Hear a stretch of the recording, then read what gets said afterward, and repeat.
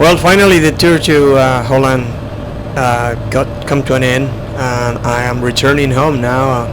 Slowly, not rushing.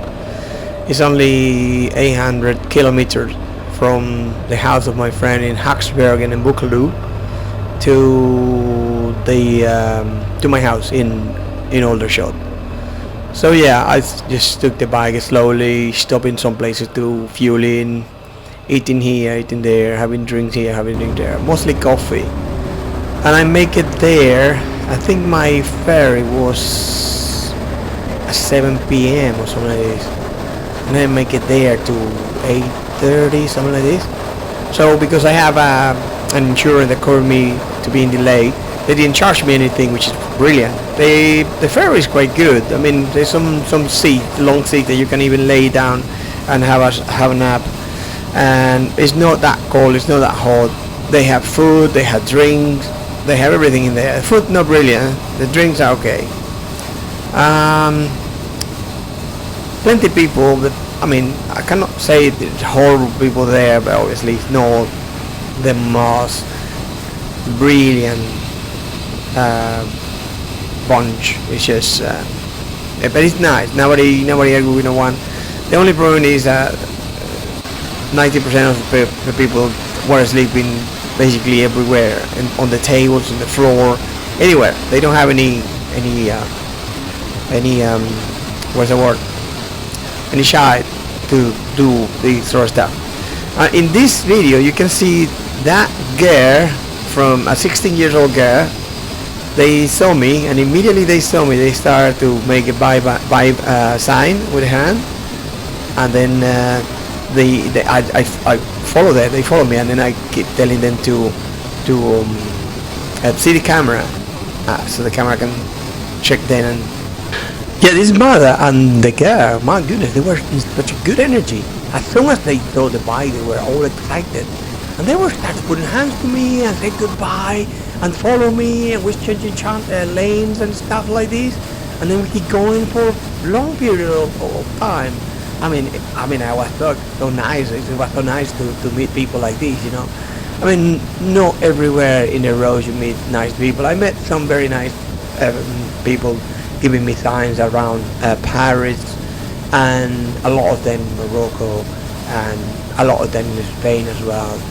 In England, yes, in England, nice people, and there's also a lot of dangerous drivers that they're always on the phone. You have to be really careful when you ride around them, because sometimes they don't even see you. I mean, I think it's because the population is so high, and everything's overpopulated, and there's traffic everywhere, and there's people everywhere. I mean, it's hard to apart of having all the cars and all the people and all the traffic lights and all the signs and all the speed cameras and all the stuff. I mean, it must be really hard also to see a bike coming through. I know we're talking about a small bike. My bike is wide, it's very big, it's very heavy as well. So obviously when people see a bike coming, they probably not this, at all. So you have to be always careful, looking around everywhere. You have to predict what they thinking, what they are gonna do, what are their next move. Because if you don't, you can end up having somebody run you over, which happened already to me, not as an accident, but on purpose. I was filtering one day in Farnham, and that girl, she simply saw everything, and automatically she took action to start to walk in her car towards me. I didn't know what to do. At some point I got really scared, and then I started to get really aggravated about it. So I let her go. But that wasn't enough for her. She kept insisting to walk the car to me again, and in 3 opportunities she did that. And then at some point I confronted her because the traffic stopped. She nearly crashed in the back of another car, and I stopped, and she stopped. She had to stop, and I go on her window. I say, open the window. What are you doing? Are you crazy? And then she didn't want to open the window. She pulled the mobile phone to videotape me, like pretending to be the victim.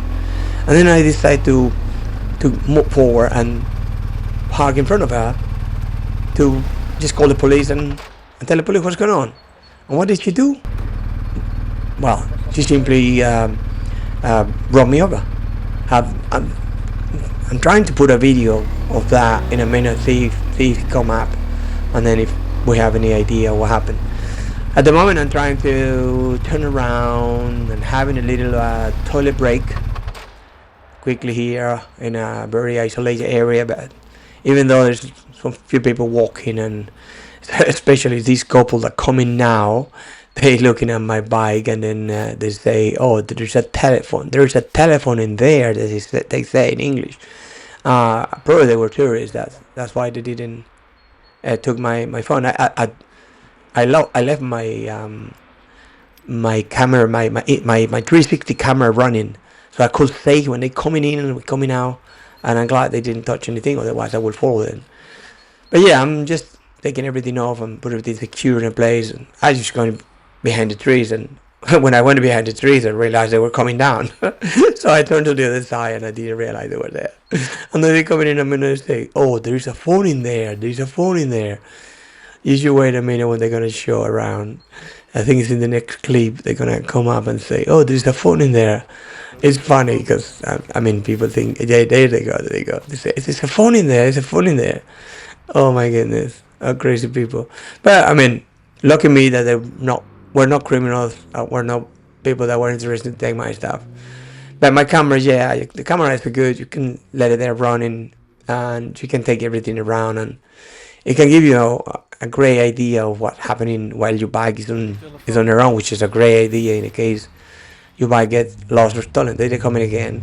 This is the accidentally second clip, and a few motorcycles, and then you're gonna see me in the back trying to run away from them because I couldn't go to the toilet because there were people coming around. But yeah, after that it was just flying home, and yeah, make it on time there. Well, an hour and a half after, but doesn't matter because I was covered. There's me behind trying to find a spot. How funny. Oh my god, I was a bit desperate. Well guys, carry on with the next one, and I show you most of this returning home from Holland.